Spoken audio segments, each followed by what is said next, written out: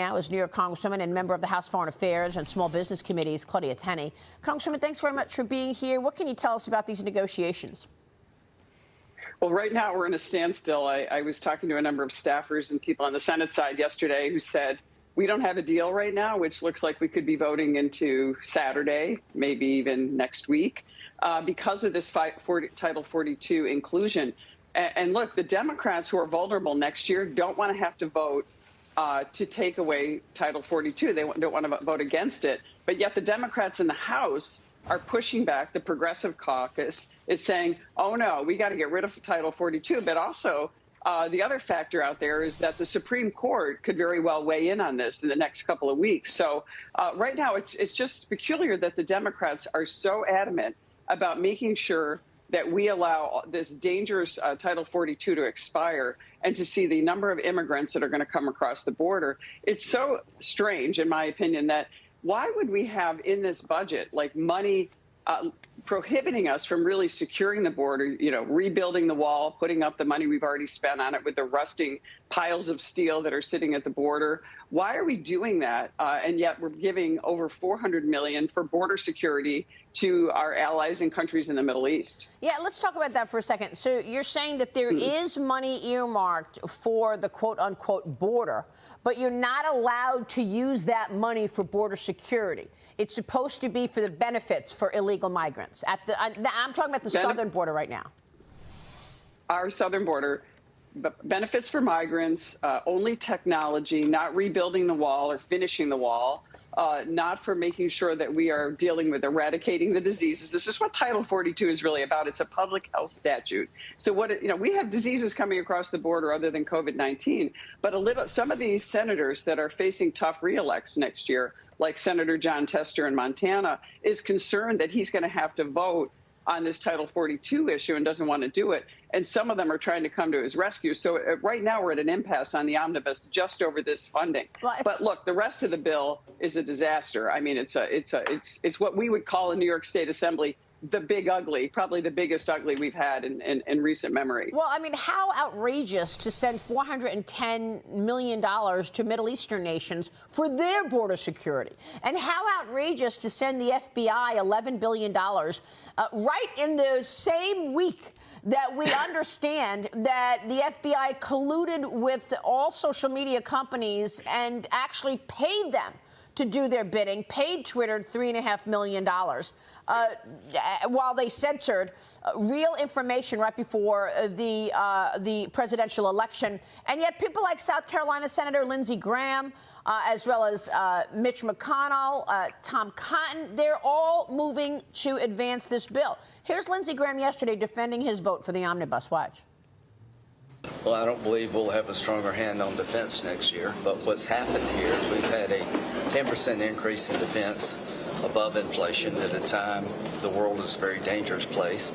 I want to lock that in. This is a broken process, and I don't want to replicate it next year. Now, hold on, because you know this. You've got your son in the military. Your family is a military family, Congresswoman. You've got an increase in defense spending, and I know it's $45 billion more than what the president actually requested, but it's not 10% above inflation. It's 10%, but inflation's 7.1%. So what does that mean? Is it a 3% increase? Walk us through the defense numbers. Yeah, the problem, look, I am pro-spending on our defense. We've had years under the Obama administration. We're still trying to recover. Right, we're pro-defense. But a lot of the senators are completely putting all of this is their hill they're dying on. Well, we got defense spending, so we're going to justify having all this money in the discretionary side, all this equity, inclusion, the ESG that's in there. Equity appears 14 times in this bill.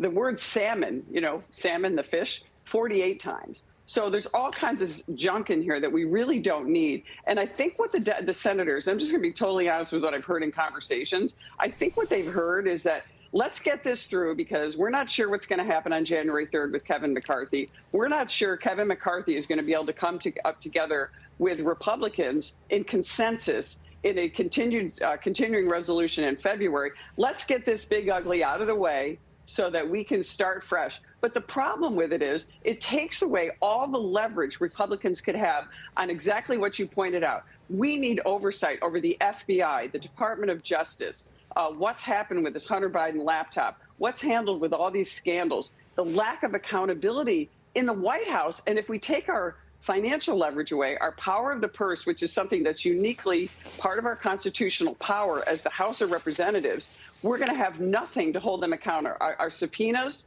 you know, with James Comer taking over an oversight, Jim Jordan and Judiciary, our subpoenas are going to be ignored by the administration because we're going to have our one leverage tool that we can have in the House, and that is our financial strength and the power of the purse. We're going to have none of that because we're going to extend Nancy Pelosi's and this bloated legacy all the way through to the end of next year, and we're going to have nothing. And we're going to have a hard time dealing with inflation. The cost alone, and you talk about economic issues a lot here, the cost alone, the continued war on energy, which is going to be the centerpiece of how we get out of inflation, why we have a war in Ukraine. It's energy, it's the economy, it's a weak administration.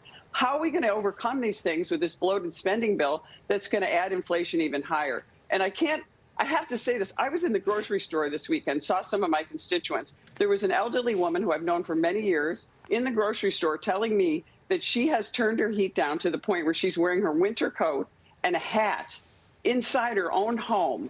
And that's because the cost of energy is so high. There's a war on energy in Albany. There's a war on energy in Washington. And we continue this in this bill. So I say give us a chance as the Republicans in the majority to revisit this in February. Give us a chance to come together and actually do something that's good for the American people, that cuts the unnecessary spending, that gets away from this war on energy, the war in our economy, increasing inflation. We have a shot, but right now the Republican senators are denying us this shot. And I think it's really unfair for them to do that. And I think it's time to really revisit this issue as far as what we're going to do on January 3rd. You know, we have got to come to a consensus. We need a speaker. We need to have government work. Look, we're never going to get a perfect speaker. I understand why some of these people object. We're never going to have anyone perfect, but we have to lead, we have to govern, and we have to look at the people we represent, the American people and the taxpayers of the United States, and asking them to do something that they really cannot afford to do right now, which puts us in jeopardy economically, strategically, and in dealing with foreign affairs. Yeah, and by the way, why is it all on the Republicans if we have a government shutdown? I mean, why not just agree to a continuing resolution and put it back on the Democrats? Because it's, you know, I mean, look, nobody wants to be there on Christmas Eve and Christmas doing this work, but it's your job, and people are expecting that you are going to recognize the inflationary environment and act accordingly. By the way, there was nothing in that omnibus bill about permitting, right? About energy independence, nothing. Nothing. We're not. Why are we doing this? Is the key to our future. Energy impacts at least 25% of inflation pricing. Yeah. So we could just with energy alone, we could help with price, and we could have leverage in this war in Europe that is raging on, which would really help our foreign allies. Congresswoman, thanks very much. Claudia Tenney joining us. We appreciate your time. All right, we'll be right back. Stay with us.